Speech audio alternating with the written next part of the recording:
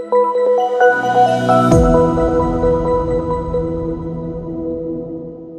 we want to welcome our guest for this evening, Bill Kent, who is the Executive Director, Association of Energy Engineers, who's already in the room, ready to speak to us. He's served in this capacity since November 2017, and is doing an excellent job at it. He's responsible for the entire spectrum of developing programs for membership, for certification, for publication, for the conferences, for capacity building, for accreditation. And this is where we benchmark and we aspire for certification programs as energy professionals. He's been doing this for a long time, and he oversees with great leadership what we are doing in this area and what the world is doing in this area. He's a certified energy manager, and he does sit on boards of advisory. He's a great figure for credence and credentials in the energy space. And we are privileged to have you on board with us. Bill Kent, there are so many people in the room waiting to listen to you, about 30 online, about how many are we in here, 80 or so, 90 people here, so over 120 people. We're waiting for you to tell us something. So please take it away this afternoon and talk to us. Over to you, Bill Kent. Good afternoon, good morning from the United States. Can everyone hear me? Yes?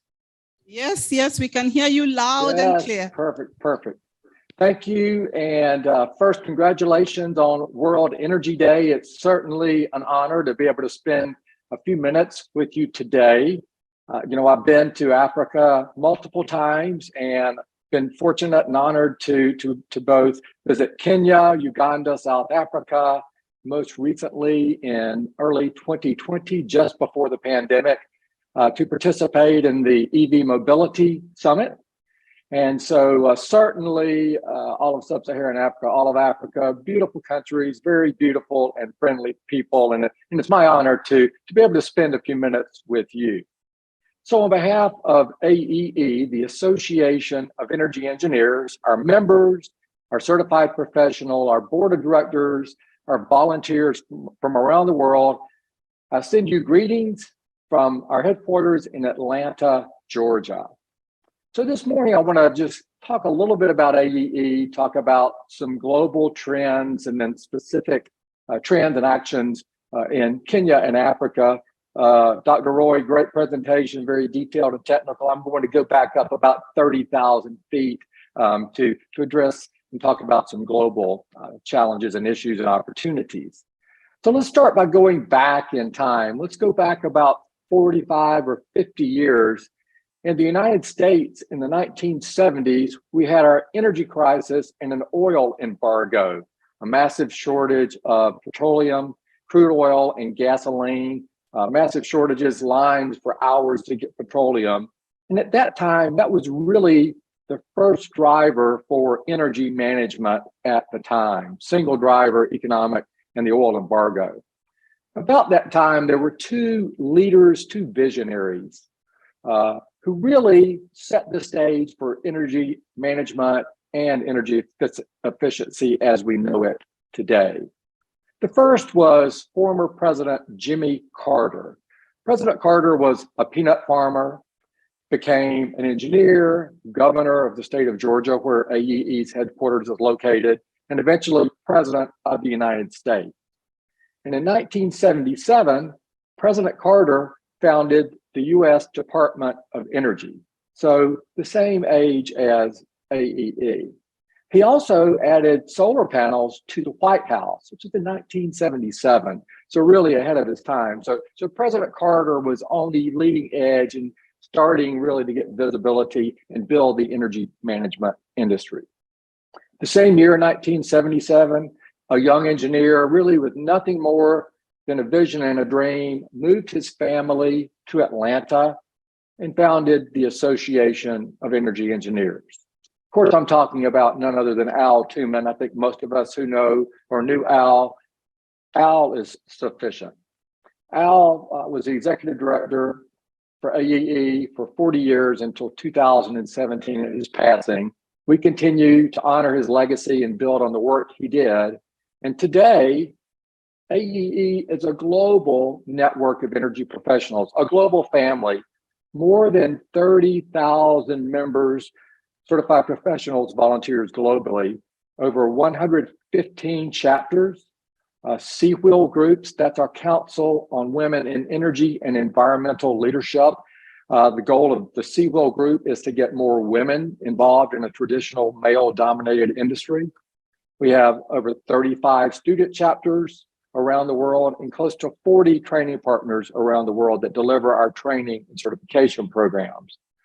Our training and certification programs are delivered in 10 languages, and they're required and recognized globally by companies, by countries, by municipalities, and I can see the room. So during the introduction, it mentioned that I'm a certified energy manager. Yes. So who is either a certified energy manager, a certified measurement and verification professional? Who holds an AEE credential? Just raise your hand. I think I can see the room there. Any? Am I seeing no AEE credential holders? I can't really see, maybe a few, okay? And I think the rest of you, the answer is probably not yet. I see my good friend Albert Williams there. I think he not only holds some credentials, but he teaches several, including the CEM and the Industrial Efficiency Practitioner Program. So at AEE, we are local, we are global, we are AEE. We celebrated our 45th anniversary last month in Atlanta at AEE World. We had over 40 countries present and participating in that event. And I know several of you who are participating today were in Atlanta and joined us in the celebration of our 45th anniversary. And the vision of AEE is to lead the global energy community to meet the challenges of a clean and sustainable future. Leading the global energy community to meet the challenges of a clean and sustainable future. Pretty big vision, but certainly I think we're up to it and we're making tremendous impact. One of the things that's key with AEE is I've probably said family already a few times. We have our values which define who we are, what guides us, and how we operate. And I think it's important to confirm and to really share those. Our first value is that we put people first. You know, when people ask what business we're in, I always want to say we're in the energy efficiency business, but really we're in the people business. We're a global family. You know, many of you are part of the family. Those that aren't, we welcome you to join the AEE family. One global body working to have significant impact and really make a difference. We're guided by the highest standards. We celebrate diversity and inclusion, and we are innovative. So those are the things that really drive and guide AEE in our daily operations, our strategic planning and execution of everything we do. Just also wanted to mention that we have a foundation that awards scholarships to university students. We've awarded over 1,700 scholarships. That's over 1.2 million US dollars. And we've got a specific focus now to increase the number of scholarships that we award outside of the US. I think this year we awarded about $35,000 in scholarships outside of the US. The smallest scholarship amount is being $1,000. We awarded one Al Tuman scholarship for $5,000, one Ruth Whitlock scholarship for $2,500, and that went to the top international female applicant. So we have a real target to increase those. So for any students in the room, we encourage you to submit early 2023 for a AEE scholarship from our foundation. Hopefully we can help inspire and help promote and fund the next generation of energy engineers. You know, when I look at trends globally, what's going on, I think really the first thing that I see, and it's really consistent across the world, is a focus on climate impact and climate action, climate change. We're seeing that more focus than ever. You know, there's certainly more serious and dramatic, weather events that are a result of climate change. And we certainly have a long way to go. We're not on target to meet the goals of 1.5 degree increase by 2100. So it's certainly something that is at the forefront of our industry globally. You know, in conjunction with that, we're seeing much more energy policy and much more funding really for a clean energy future to address the climate impact and take action. I think in the US, there's over $3 trillion specifically for the Infrastructure and the Inflation Reduction Act targeted towards climate action and climate impact. And we're seeing that same trend globally with policy and with funding. Certainly the energy crisis in Europe with the Russian invasion of Ukraine, the disruption to the gas supply. We're approaching winter, and it looks like it's going to be a challenging winter for Europe with both the dramatic increase in pricing of natural gas and the shortage. We're going to be holding an event next week in Dublin, Ireland, AEE Europe, and the pending crisis in Europe will certainly be a very large content and topic that we're covering. Certainly decarbonization is a global trend we're seeing, moving away from fossil fuels, coal, much shifting from coal, oil, and of course now natural gas, which not long ago, maybe 5 years ago, was certainly in favor, and now it's being banned in many cities, states, and countries around the world, moving towards electric heat as opposed to maybe natural gas heat. The trend to move towards electric vehicles and ban internal combustion engines.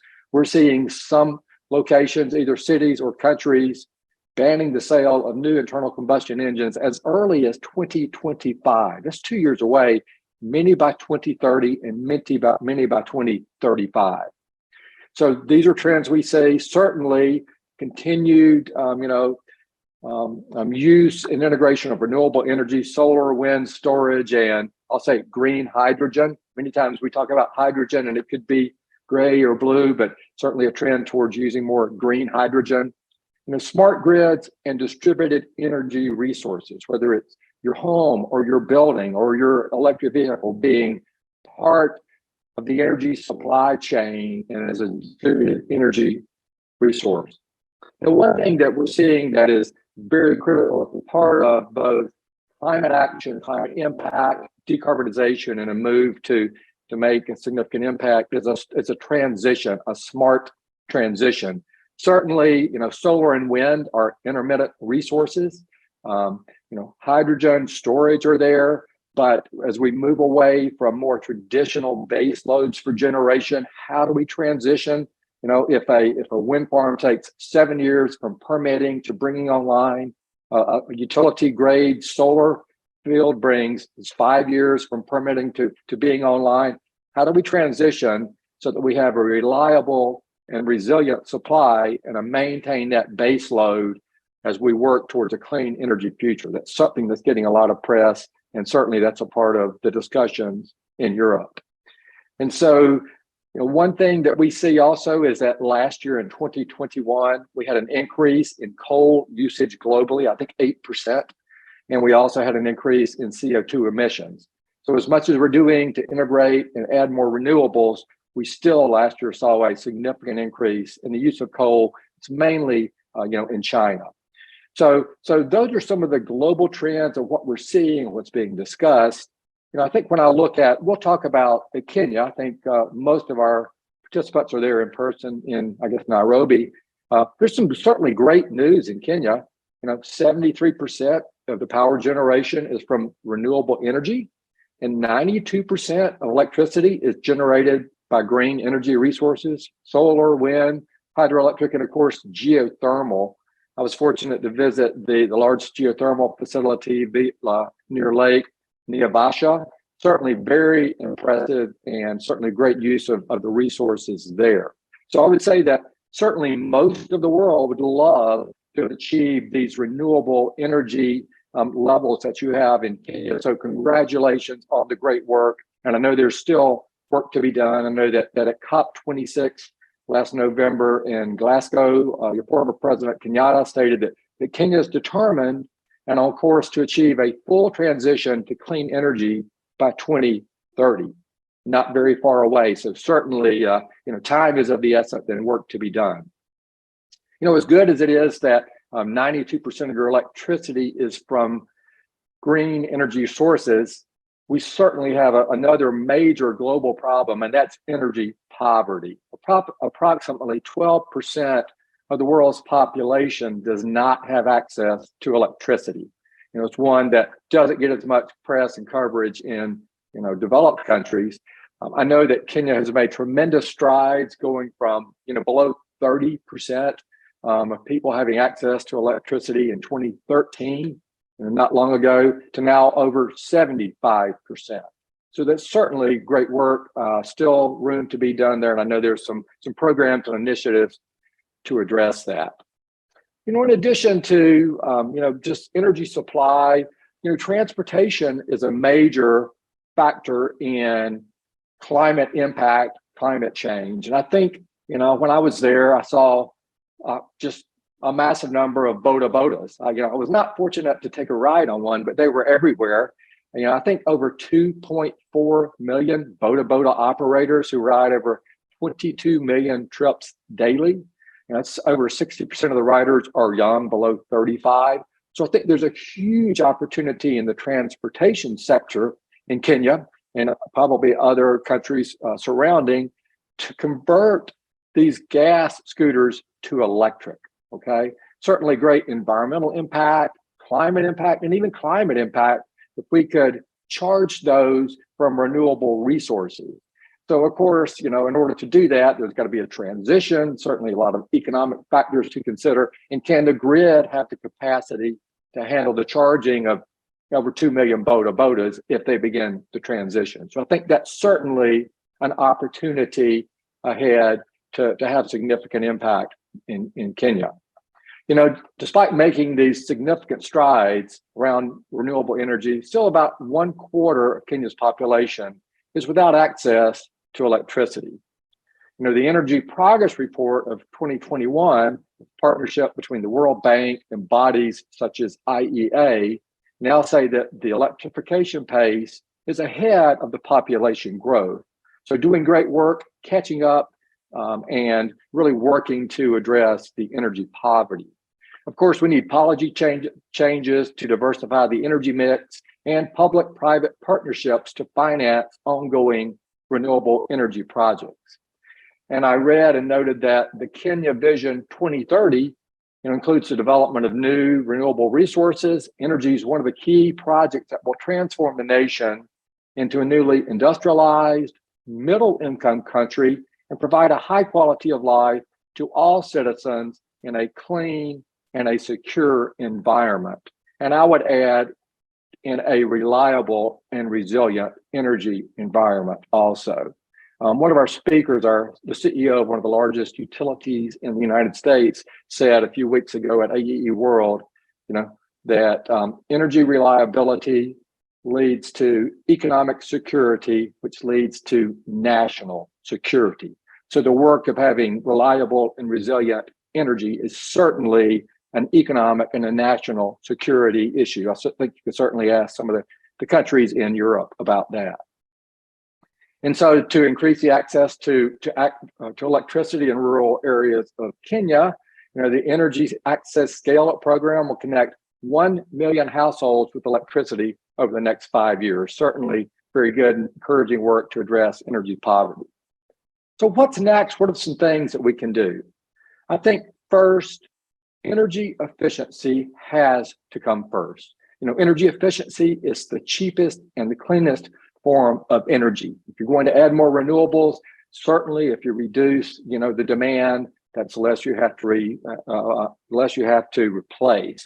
So I was at a global conference on energy efficiency that IEA presented earlier this year, and the IEA Executive Director, Dr. Fatih Birol, said that energy efficiency is a critical solution to so many of the world's urgent energy challenges. It can simultaneously make our energy supplies more affordable, more secure, and more sustainable.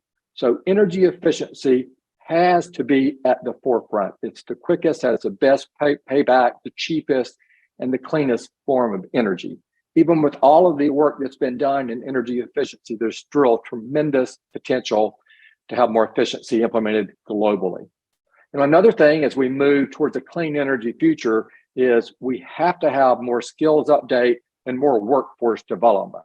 We have to transition the workforce so that they're able to participate and help manage in this transition to the clean energy future. Another thing we need to address and be mindful of is energy equity.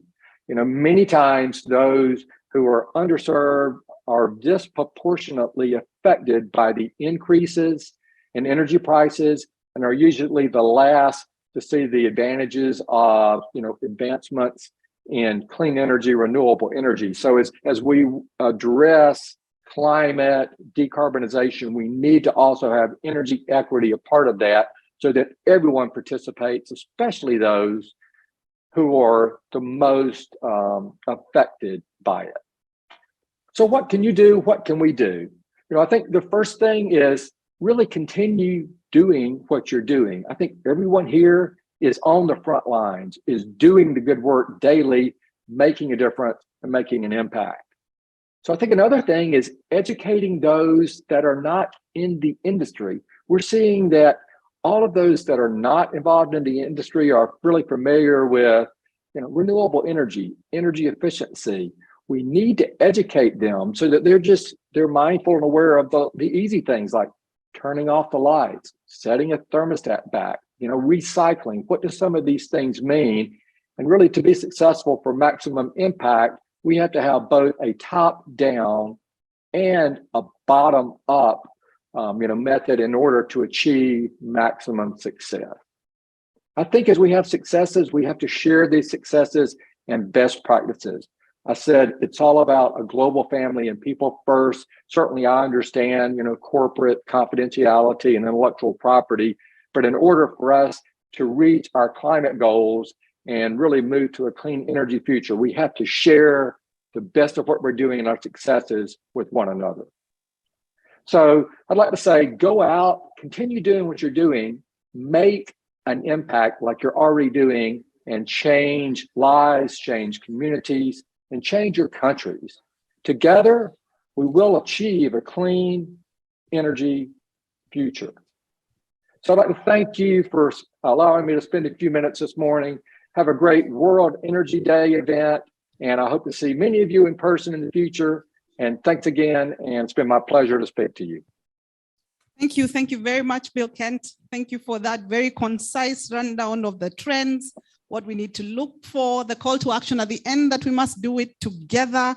You've talked about e-mobility, you've talked about smart grids, decarbonization, green hydrogen that Dr. Amit has really been preaching about this afternoon, energy storage, and back home you're talking about ending energy poverty, increasing access, e-mobility, and how all of this ties into global national security, which is what we long for. There's nothing we can do if we are not in a secure environment. Would not even be in this conference if we felt insecure. If we felt that our security was at a threat, we wouldn't be here. And that energy is at the tail end of that. When we look at it back to back is very important. So each and every one of us, let's rise to that call and let's just run with what we can do, one person at a time, one energy solution at a time, one day at a time. Thank you very much. I don't know if you have time for questions or do we need to release you? You said you were running or you waved at us. I'm sorry, I'm headed to get a plane to head to Europe, but very well said, and certainly a call to action. Thanks for everyone for all you do, and yes, thanks again. All right, thank you. Everyone, a round of applause. Thank you very much. Thank you very much. Thank you very much. What an honor and privilege to have you with us. Thank you. Have a safe flight.